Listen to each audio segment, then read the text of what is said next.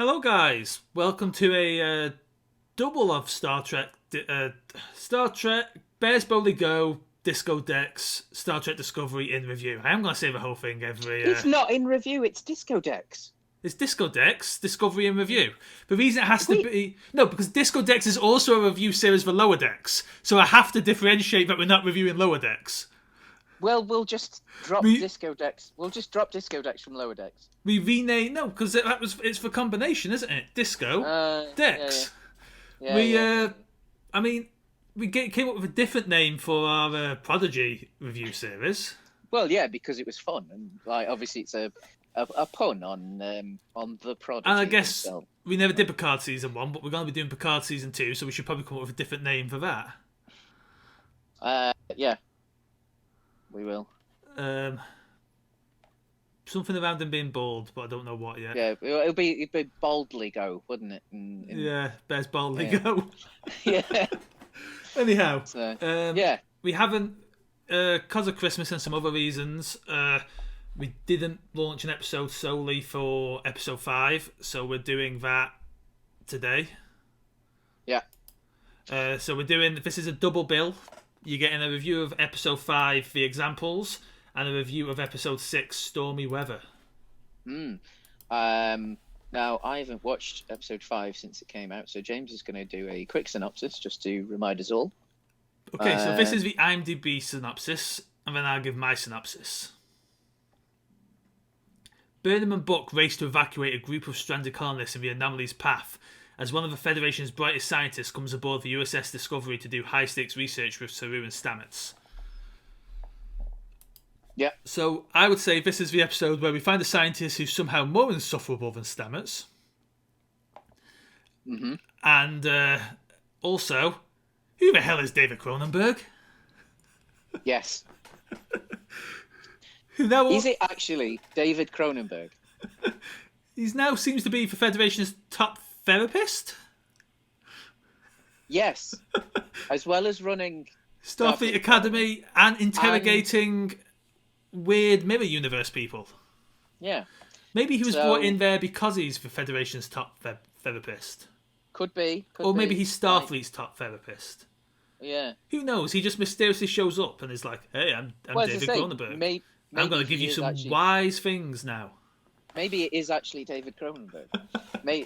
Maybe it's that he is some sort of time variant of David Cronenberg, who has Cronenberged his way into Star Trek's future, and is perfectly aware of everything that possibly could happen. So, a couple of things that happen here. There's an evacuation of a colony that's in the way of the path of the anomaly. Colony has some dubious prison rules. So the colonists, Michael's are like, no, we will save the colonies. Everyone here, including the prisoners. And the colonist leader's like, no, just leave them to die. And she's like, no. So Michael and Buck go to prison break for prisoners. We do have what I thought was an excellent scene with the aforementioned David Cronenberg between you has basically become ship's counselor because Discovery doesn't have Deanna Troi walking around. And is also the chief medical officer. A lot on his plate. Yeah. And he's having a bit of a breakdown himself. So he calls in the Starfleet's top therapist, David Cronenberg, to help him, who's very busy, but has made time to have a bit of a Zoom chat. Yeah. And it's a lovely scene. It's an excellent scene. Pointing out that, like, hey, maybe you should deal with the fact that you were dead and aren't anymore. Like, maybe that's something you have to emotionally reckon with. Yeah, because like it's quite obvious that like he hasn't grieved for himself yet, and that's why he's like taking on so many jobs. Because obviously, being ship's doctor for any size of ship. I mean, the Discovery's not a massive ship, but with a huge crew. But like being ship's doctor for any size of ship Yeah. is a big task. And then taking on the equally large task of Ship's therapist. being ship's therapist. Yeah, because obviously in TNG, the thought of having a ship's therapist was a relatively new concept. Also, Obviously, I imagine like being a chief medical doctor and being a chief therapist are very different skill sets, and he seems to be qualified for both. So very talented dude. well, yeah, incredibly. But yeah, as I was saying, like obviously, like the because Star Trek kind of reflects the life that and the times that we live in as well. Like TNG, the idea of a ship's counselor was a relatively like new and revolutionary idea in a way. And Whereas because obviously, like in Kirk's era, it was Bones just like throwing some Romulan ale at someone. And also because of the nature of disco and its more modern ailments, like the yeah. disco crew is a lot more emotionally unwell adjusted Oh yeah, than, I mean, than the like TNG crew. I mean, because it's the post emo, and I don't want to use the word woke because I'm not a fan of like either connotation of the word woke. It's But like, it's not even any of that. It's modern yeah, drama. yeah. But I mean, it's As that, from a it's filmic that, perspective, it's just yeah, it's that era though, isn't it? That like modern. it's now like acceptable for people to seek help, which is It's you know, also that whereas modern TV has emotional stakes, while yeah, TNG just doesn't. yeah, okay, Yeah, yeah, like yeah, yeah. from a purely like structural perspective, there is no emotional stakes really to a TNG episode for the most part. Like For a lot of it, I think a there's few, like more there's best than of both worlds and things like that. I But think there's there I think are four lights. I think there's But more than you give it.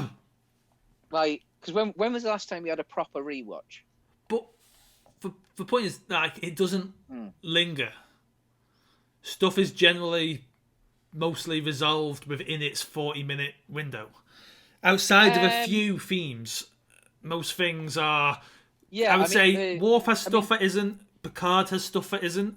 yeah, But most things tend to be because it's serial. It's not serialized television. It's episodic television. I'd say So the status quo is I'd, reset at the end of each. I'd say the bridge crew do. They have like TNG is something I have watched in recent years, and for the most part, I don't think they do. I think they do. It's not as hefty as it is now. There's certainly no multi-episode arc of dealing with the destruction of a planet. No. Or Michael's long-running theme of her issues. Yeah. No, but I mean, like Picard, as you said, Picard certainly has his. Even Geordie has his of being the like lovelorn, awkward, eternal bachelor. But even when it crops up afresh. Like it's dealt with in the same theme may come back, but it's not an on. Yeah. Going, it's more of a okay. Let's have a Lovelorn Geordie episode again, or let's have a. Yeah. It's not like it's a through line. I get okay, all right. Although with Picard in particular, and obviously he's the star. Like once Picard has his Borg moment, then like that never goes away. I think what I'm more getting at is Star Trek: The Next Generation is about whatever is happening. It's about whatever external weird science is happening, or whatever political thing is happening, or whatever threat is happening. Discovery, first and foremost, is about the characters' lives. Whatever's happening is second to that. So, even the plot of the show. Yeah. Even like in this season, like the anomaly. That is secondary to how it is affecting the crew. Or at least Michael, Bork, Stamets. Yeah. Now, interestingly, I think maybe Tilly has gone out of the show. Maybe, yeah. Because there's 2 episodes now where she's not. No, 3 episodes where she's not. I mean, like, again, don't know what's going on with the actress. it might be that she wanted some time away. If that's the case, fair enough. Or it could be that they are shaping her to be the lead in a academy show or something like that. Which I would fucking love. Sorry, bad words. That would be But great. like, because I mean, I know we discussed this in the previous episode, but there have been talks and teases of an academy show for years now, and I think actually it'd be great. Like, done correctly, an academy show could be incredible. And with Tilly as the, oh my god, right, just, you know, the Magic School Bus. Yeah. Oh yes. Yes. Yeah, that would be great. So yeah, there you go. That's all we need. But we need Star Trek: The Magic School Bus, with Tilly as the ginger-haired teacher. I know it's a bit of a stretch. Yeah, Miss Frizz. Yeah. So onto the main plot. They get Michael and Buck get to the Booker, isn't it? I always say Buck. It is Booker. Yeah, because he's not a shepherd. No. Although I do wonder if there was some a little nod. They get to in the naming. They get to the prison and there's like 6 prisoners who really shouldn't be locked up for life. Yeah, but apart from maybe one of them. Obviously, as the leader of the colony explains very briefly, it's and the name of the episode as well. They're examples. So instead of having a full proper prison, they have a handful of people who have committed an array of issues. I just don't get how it would function because, like, in theory, if this actually worked, right? Then every society, once they put a few people in prison, no one else will commit crime. Like,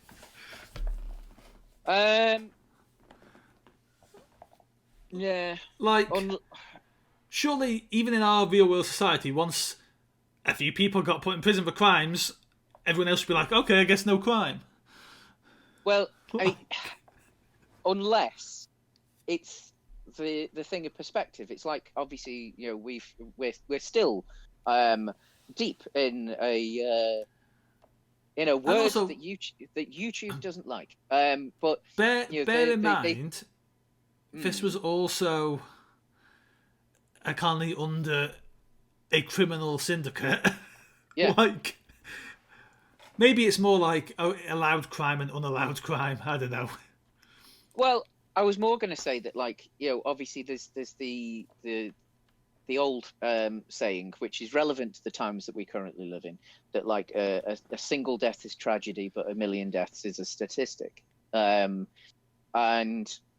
it could be similar with punishment, that if you say, oh, there's 10,000 people in a prison, then, you know, you can't empathize with any of them because you can't necessarily see any of them. But my thought is much like, when did crime stop? Like, at what point did the people just go, oh wow, 6 people, yeah, we're done? Like, I won't steal that now. Like, I mean, maybe it's the solitude, the loneliness, the worrying that, like, you know, and again the fact that, like, if you are one of 10,000, like, there is no shame on you. Whereas if you're one of 6, because at some point one of those 6 will die of old age, or they'll go, okay, they've served enough of their time, we'll kill them and we'll put a new person in. But in theory, you've got like 5 friends. Then you live your life in shame as well. Like, so it might be the case, the purely selfish case of, I don't want to be one of the 6. I don't want to be embarrassed by being one of the 6. I just don't. Yeah, as a core idea, I don't actually see it functioning. Like, but I think it could. It's beyond the point for what the show's trying to do with it anyway. Yeah. Yeah, they don't deserve to be there, but there's a leader of them, effectively, of a guy who's at least wants them to get everyone out, so they free them. And the leader reveals to Michael his crime. It's worse than the other people. Most people in there are like stealing a loaf of bread and stuff like that. For John Valjean's. Oh my god, this is a society founded by Javert. Perfectly makes sense. Yeah. They're just a society who watch too much Les Mis. Yeah. Which is any Les Mis. Any Les Mis is too much Les Mis. But we're not turning... I've already got an episode of one of our shows on here where I just badly explain Les Mis, so... Don't we have an... I'm sure we have an episode where we actually just talk about Les Mis. Why did we do that? There's a Comics Unmasked episode where I just badly explain the plot of Les Mis. No, there's an episode that we've done, and I can't remember what. Maybe Les Mis is on our minds too much. Did we do it in a double feature episode? No. Because why would we want to punish anyone? I like Les Mis. It's stupid, but I like it. Yeah. I mean, who doesn't like Valjean and Javert? Me. It's like such a wonderfully Javert is just Javert is whatever the opposite of a himbo is because he's not particularly pleasant. Like, because just he's so like. At least I can't speak for book Javert or film Javert, like non-musical film Javert. Like, I can't speak to Javert as a drama piece, but Javert as a musical piece is just so dumb. Yeah. It's like getting to the point where, like, what? This criminal might not be a criminal. He could be a decent person. I can't bear to... I just can't... I can't. And steps off a dam. Like... Oh yeah, I mean the thing is, like the core idea of the story could be done fantastically. It's just unfortunate that it's in a truly awful musical. That like thing is, I don't think it is a truly awful musical. I think it's just a musical that is so culturally present that it's overdone to kind of. I think what I dislike about it the most is the fact that the most performed and most loved version of it is just that like awful like concert version. Like, and that's the thing. I think if it had had a Broadway run and vanished and maybe came back for a Broadway run, but it's that concert version is just never not there. Yeah, and it's like I mean, you question society if like how that version of it can last that long. People like being depressed, and it's a depressing. We've got anti-vaxxers and flat earthers and stuff. It's a depressing musical, and people like being depressed.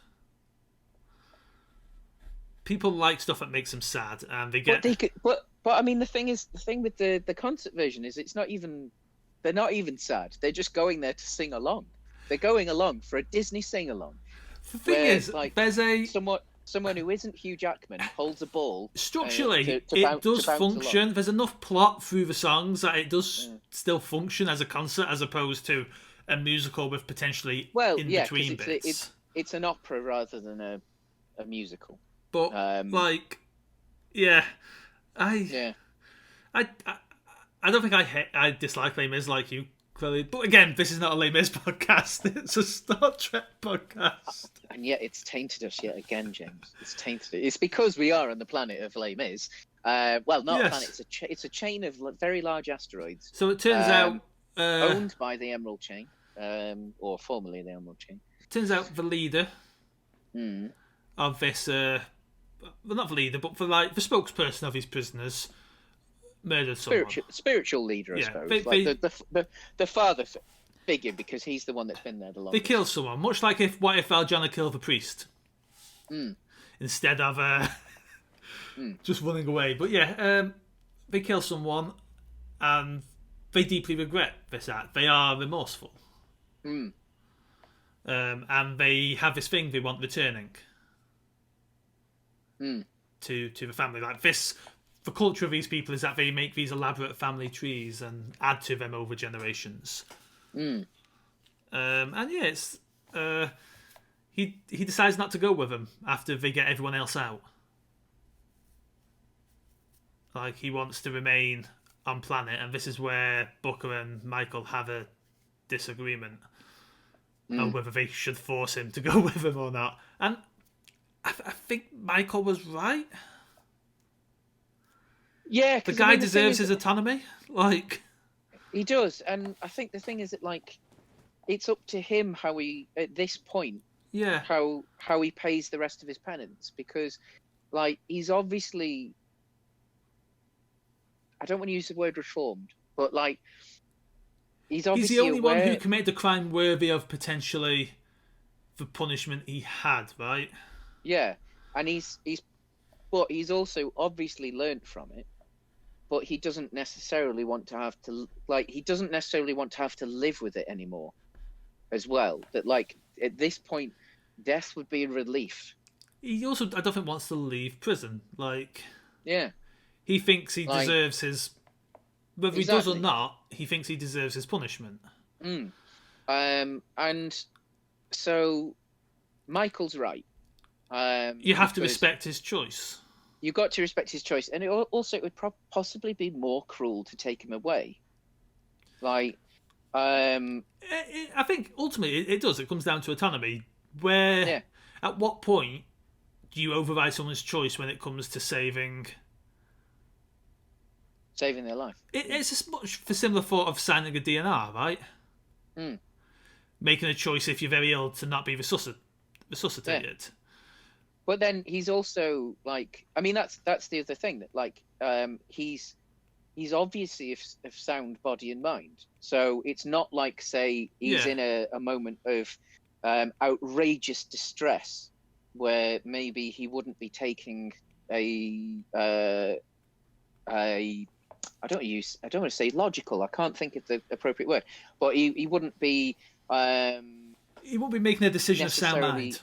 Yeah, he wouldn't be of sound mind to make that decision, and therefore, if Michael had chosen to rescue him at that point, he might be okay with that. Effectively, Michael's not. Michael ultimately is not responsible for his well-being as such, because he's an adult who can make a call. Exactly. He, let's say, his own autonomy that he is deserving of. Booker wants to take that away from him. That's because Booker doesn't want to see anyone else die, and that's his own. Yeah, and that's again. I mean, that's the emotional state that he's in, and the grief and the fact that he feels partially responsible, like, even still for the death of his family. Michael would rather save this person, but also is like, well, no, I've got to respect. Yeah. Which is, like, fundamentally what a lot of First Contacts and things are about, right? You got to respect people's own. First Contacts and a lot of the Prime Directive episodes. Yeah. Where, like, if we're not directly part of this, even not just Prime Directive, but some of the other core aspects of Starfleet, they're not allowed to interfere unless they're interfered with first. I'm not going to throw a punch until you hit me first, kind of thing. Yeah. It's all those sort of moral quandaries. I think it's another nice little subtle touch as well, this one, with. I mean, there's other times where they have to step in because it's like, wait, hold on. You're going to execute this child because he stepped on the grass? Like, I mean, he shouldn't have stepped on the grass, James. He didn't. He fell on the grass. Yeah, but, should have read the sign. But ends with Michael giving the family tree. The family tree. And the realization that Zora has emotions. We're fast approaching that short trek. We are, or are we? So, because we don't actually. I mean, was there a date on that? It's far, far into the future, but we already are far, far into the future. Yeah, I can't remember if they actually put a not star date, but like if they put an hour calendar date on it. I have a feeling they did. Yeah, I can't remember though. Well, then it could be the Mandela effect. And they're not on Disco anymore. I mean Netflix anymore to go and watch. So. I could be imagining what do you call it? So we follow up on that plot though in the next episode, Stormy Weather. Yes. Seeking answers, the USS Discovery ventures into a subspace rift created by the dark matter anomaly. Meanwhile, Buck faces a strange visitor from his past. This was a cool episode. This was a good episode, yes. There's lots I like about this episode. Because this could have gone in multiple directions. They mention Voyager and Enterprise as well. Yeah. Voyager, I think it's a two-parter actually, where they find themselves in a similar void of space where there's absolutely nothing except for stranded ships. And simply mentioning that means that you initially have some expectations and think, oh, could they be in a similar void of space, or is it something different? Yeah. It's the thing, right? Then, the point is that these other ships have gone to subspace before. Yeah. And they're trying to operate on what they may have found. So yeah, so she calls everyone crew to deck. So we have a moment where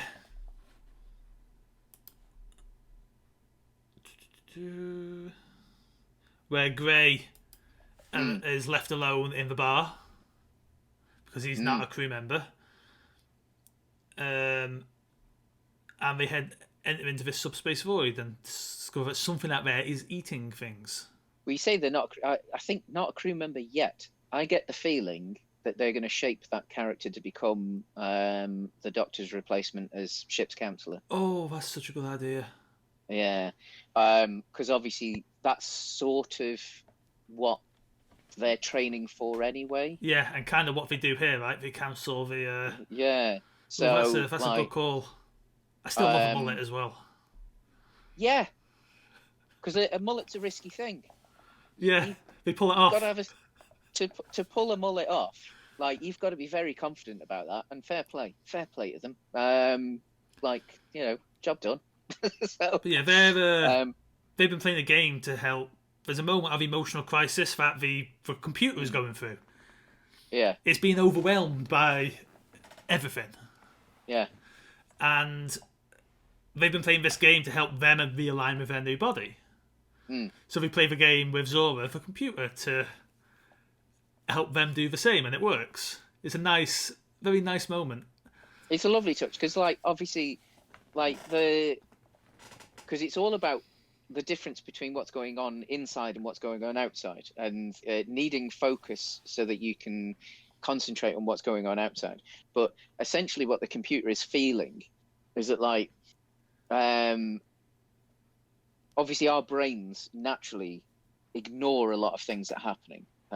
So we don't necessarily feel things or acknowledge that we're feeling things, because if we were acknowledging that we were feeling everything that was happening at all times, we'd probably go mad. Like hearing our heartbeat, or every single sensation of touch or what have you. If it's normal, then the brain ignores it. Whereas probably poor Zora has to actually acknowledge all these things, because she's also in charge of making sure that all these things run correctly. And is in theory in multiple places at any given. Yeah. She's not solely talking to Gray there. Yeah. They are in, they're talking to the captain on the bridge. They're controlling all the various, Yeah. Because the ship is her body, but it's also her responsibility. And if the ship is also her world, Yeah, She's omnipresent. yeah. So, like, it's a very weird I situation love for the what idea would. of Discovery being a living ship, though. Yeah, I'm definitely. really, and this is all Mm. because of what the sphere data, Mainly the sphere data, because there's so much data that's then been put into the banks that which of course there's a like okay, I think because I think Starship computers have a very basic AI in them anyway. just had a Um, theory. Go on. Discovery is why the anomalies come Because of the sphere data. because it's the AI evil from beyond. Beyond the beyond. They've Yeah. sensed an AI that has Yeah, yeah. evolved again, so they've sent. Mm. Yeah, yeah, maybe. Yeah, because well, not even necessarily sensed an AI that's evolved again, but maybe sensed because there's two AIs, arguably, because there's we've just mentioned their name, Mullet Grey. Gray, yes, um, because they're an android. Mm. So there's uh, what if they are the heroes of the piece? That there's a great evil AI, and there's always meant to be a great good AI as well that take each other out potentially. But yeah, Um, moving so moving moving beyond some on theorizing. from speculation. Yeah, it's a wonderful little moment between them two, Mm, and it's what saves the day. Now mm, we have Booker's plot here is that they try and jump out and it goes terribly wrong, mm. and Booker starts hallucinating his dad.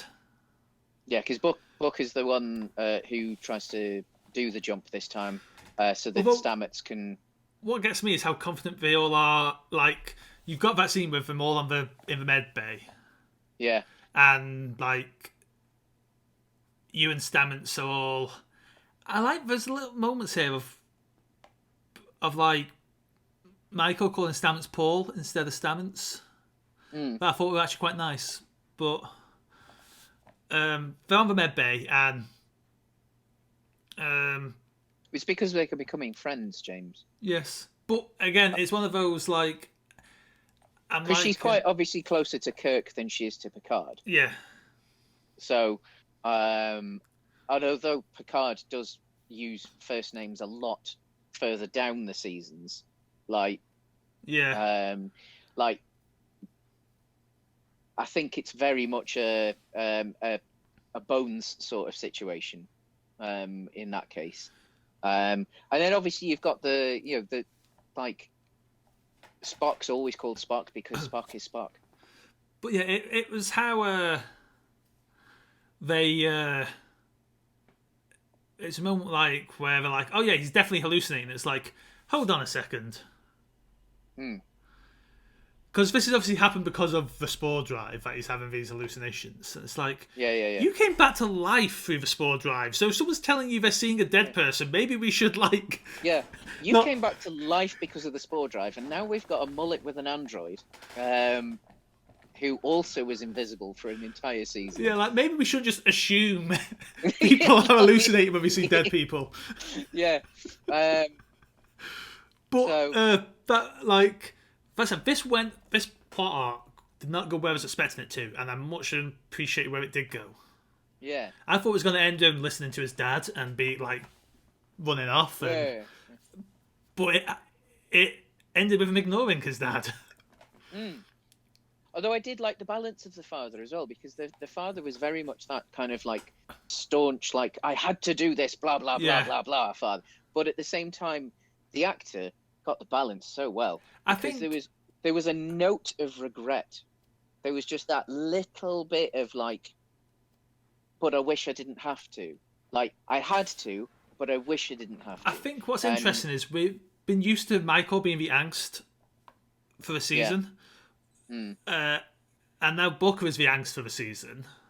mm. But where we would expect him to go off and be angsty, he Yeah. keeps grounding and coming back, which I really like. That every time, instead of like running off to do something reckless and dangerous,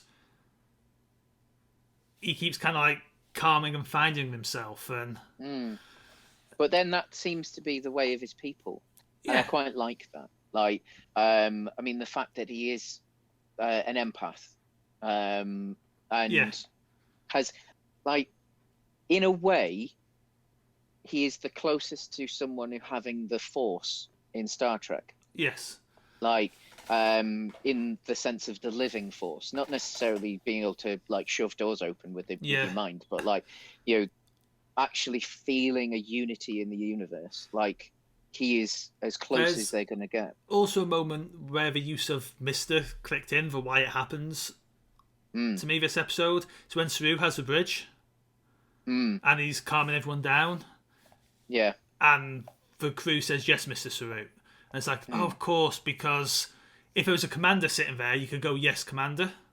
But commander isn't his rank. His rank is captain. Yeah. And you can't say, "Yes, captain," when he's not Not the the ship's captain.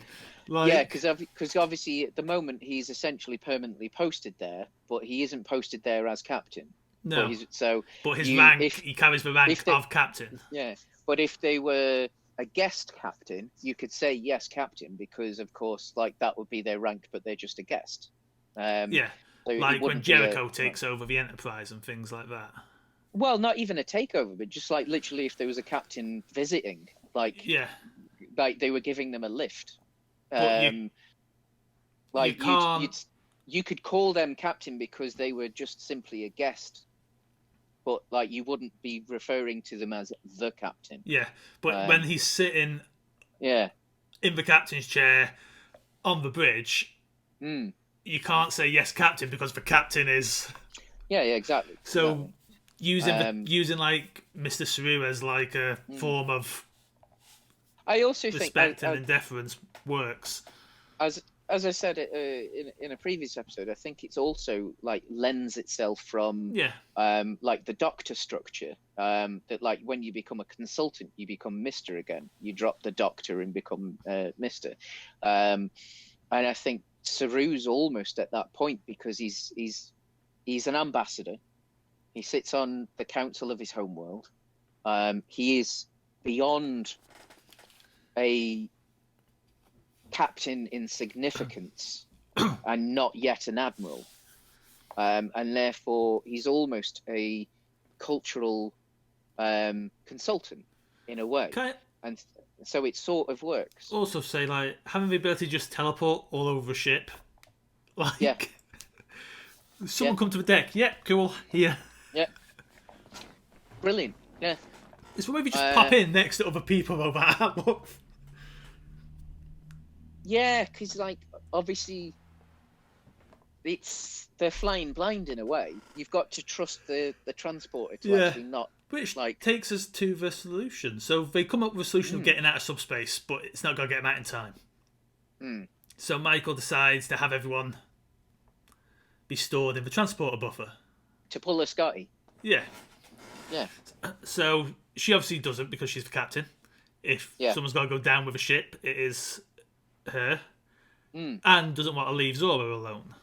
Well, yeah, I mean, that's there's this lovely moment where Zora doesn't think Michael trusts her anymore because of not being a computer that's not sentient. And but then also she needs someone to hold her hand. Yeah.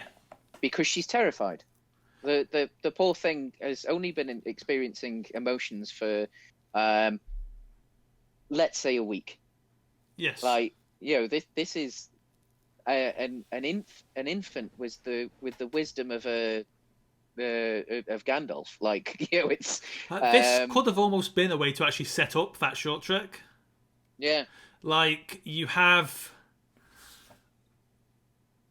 like, say it's going through, and you have her put Michael in the buffer because she realizes Michael's not going to survive, and then she's just stuck adrift and doesn't know how to get them out until someone comes.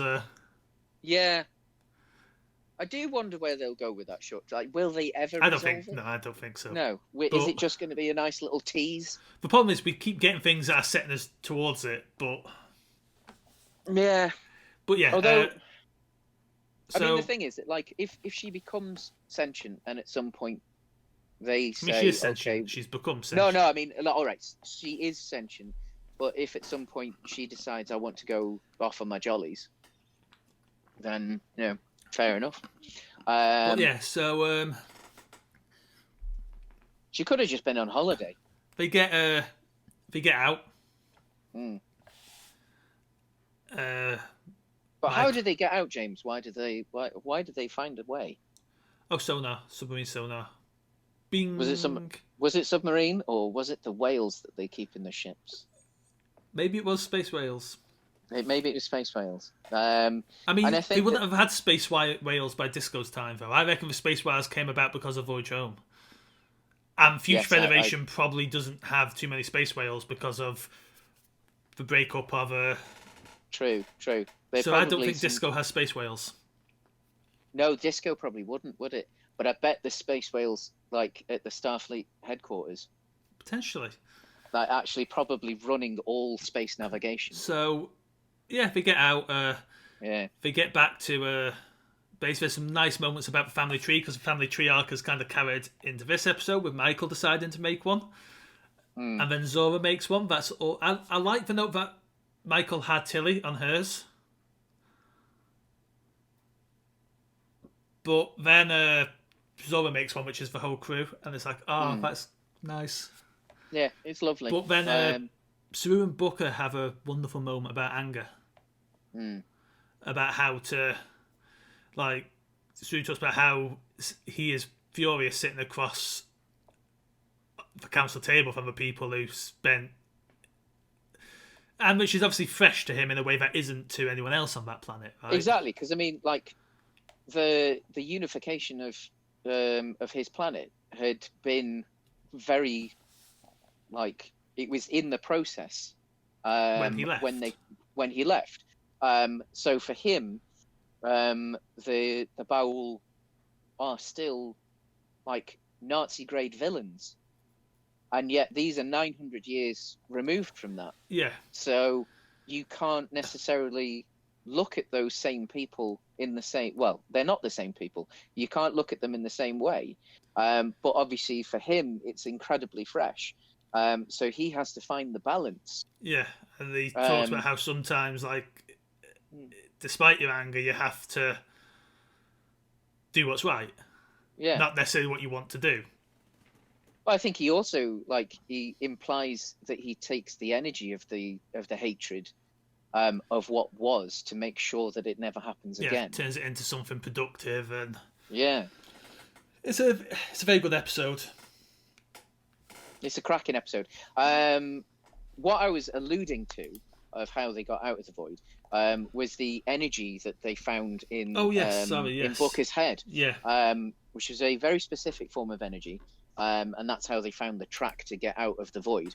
And it's from the Great Barrier that's round our galaxy. Yes, which implies that the intelligence that's in charge of this anomaly. Great Barrier. Surely it's the Great Barrier around the universe, not the galaxy. No, it's around the galaxy. No, but there's multiple galaxies. Yeah, I know there's multiple galaxies, but Star Trek is only in our galaxy. I thought there was multiple. Oh no, there's quadrants, but the quadrants are all still one galaxy, aren't they? Yeah. So even Voyager is in our galaxy, isn't it? Yeah. Because humanity hasn't evolved to a point where, like, we can even, like, properly cross our galaxy yet. Yeah, so there's Delta, Alpha, Beta, and Gamma. And they're the four quadrants of a galaxy. They're the four quadrants of our galaxy, yeah. Yes. And Earth is in Alpha? Alpha quadrant, yeah. As is Klingon and Vulcan are in Beta quadrant. Klingon's in the Alpha quadrant. Vulcan is just in the Alpha quadrant. Earth's kind of on the border, isn't it, though? No, Earth's like right in the middle of the Alpha quadrant. Like, yeah, but isn't Earth almost... Aren't we quadranting out from Earth, if I remember correctly? No, that's that would be the black hole that's right in the middle of our galaxy. Earth is actually remarkably like Oh, because it's uh not a. yeah. So Earth's quite far into the Alpha Quadrant, which is why the first reference to the Great Barrier, which is actually the first ever Kirk episode, although it's shown as episode 3, I believe, in the No, original Earth is series. pretty much on the line between Alpha and Beta. Mm. Kind of So down, but yeah, Earth yeah. straddles Alpha and Beta quadrant. Mm. Um, but yeah, the Galactic Barrier is in a Kirk episode. It is, yes. And it's where Kirk finds some godlike beings that are essentially scouts for an invasion, and forces them back out of our galaxy. Where does the Bajoran wormhole go again? From Alpha to Gamma. If you're looking at it, so Alpha's Yeah, bottom found the left. homeworld, right? Yeah, Gamma's top left. Gamma's relatively unexplored, isn't it? Relatively, because of it being controlled by the Dominion. Yeah. Delta would be relatively unexplored if not for Voyager. And even then, it's relatively unexplored because of the Borg. Yep. And then Beta and Alpha are relatively fully known, aren't they? Well, you see, the extremes of the Beta Quadrant are relatively unknown as well, because Romulan space is in the Beta Quadrant. Yeah. So obviously, the Federation never went too far in there. In because theory, of Romulan surely space. Romulans have. No, because there's some real nerdery here, but there are other huge former empires that have existed beyond the Romulan space. So, like, one of the ways that that Voyager tries to get home is through some subspace corridors that exist because of a former empire. One that in theory fought the Borg at some point, or a previous version of the Borg, because it seems the Borg is a little bit like the Matrix in that it keeps rebooting itself. So there's been various failed Borgs over the years, and then they keep coming and coming and coming and rebooting until they became the one that we know now. That the in TNG, where it turns out that pretty much all forms of life in this galaxy came from a seed from one species. Yeah. I'm listening, yeah. Yeah. I was just looking at maps, sorry. They were in the Beta Quadrant. That one species originated in the Beta Quadrant. Yeah. Because speculation is that potentially they are the progenitors of the founders as well. Yeah. Because it's the same actress that plays the person, the hologram that Picard and the others unravel as the secret of all life, and it's that plays the leader of the founders. And they have almost the same makeup as well. I think, however, on this note of this deep Star Trek nerdery, we should say goodbye for the week. Yes, we will. And possibly until the end of January for this particular show, because I think aren't they taking a break to allow? There's an episode this week, at least. Yeah, and then I think they're having a break because I think they're not going to put Disco and what do you call it on it, Prodigy at the same time. So.